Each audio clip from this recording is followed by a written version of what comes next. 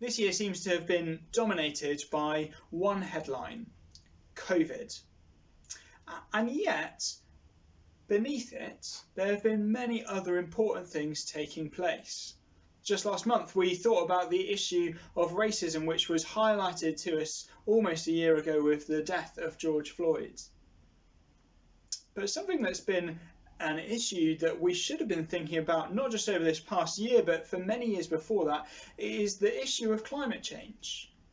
The issue of the way in which we have impacted the environment around us. As Christians, we'd want to talk about this as creation care, the way we care for the creation that God has put us in. And so that's exactly what we're going to do this morning. We're going to dot around the Bible a bit, have a look at and see how the theme of creation care is there, not just at the beginning, not just at the end, but is part of the picture of who God is, of who he's calling us to be as his people, put in his creation to care for it. But before we open up the Bible, what I thought would be good to do is to hear from some of the people who've been at the forefront of talking about what it looks like to care for the environment around us. And so we're going to watch a short 3-minute clip, which is sort of hosted by David Attenborough and has a few other famous faces and people who've been involved in climate science for the last few years. And it's a clip that highlights to us not just the importance of thinking about this, but the impact that climate change is having around the world today. And I think it will helpfully feed into what we see the Bible calls us to later on. So let's watch this clip together.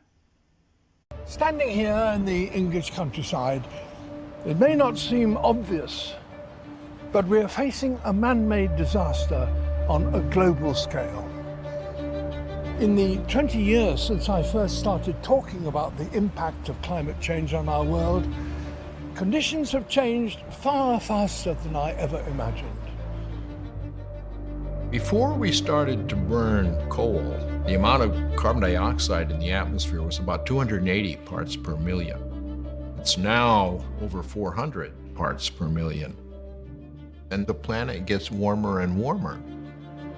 We are seeing the impacts of climate change now play out in real time. They're no longer subtle. We're not just talking about an inconvenience. We're talking about people's lives, their livelihoods, and their communities being damaged. Join the dots. It's happening. It's happening in your world. It's happening in my world. And let's be very clear about this. It is going to get much worse.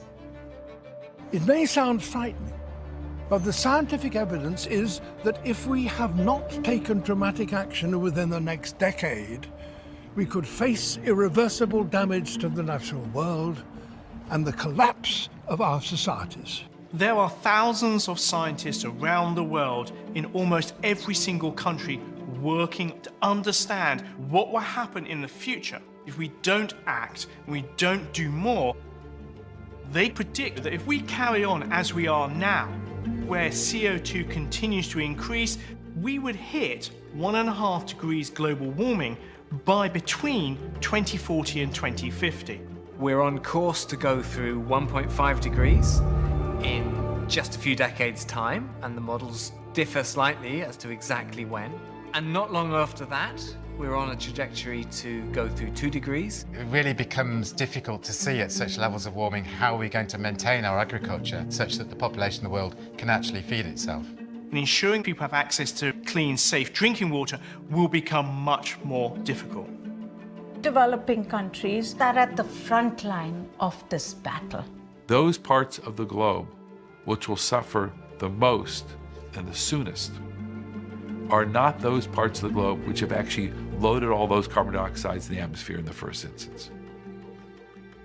But you have to understand this is also a crisis for the world. The fact is that if the poor are suffering today, then the rich will also suffer tomorrow. We're running out of time, but there is still hope. It's actually not that complicated. We need to shift our energy system away from fossil fuels that produce greenhouse gases and towards renewable energies that don't. We still have time to turn everything around, to pull the emergency brake and to take action.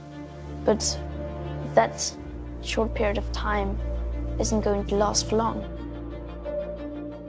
There's a message for all of us in the voices of these young people. It is, after all, their generation who will inherit this dangerous legacy. We now stand at a unique point in our planet's history, one where we must all share responsibility, both for our present well-being and for the future of life on Earth.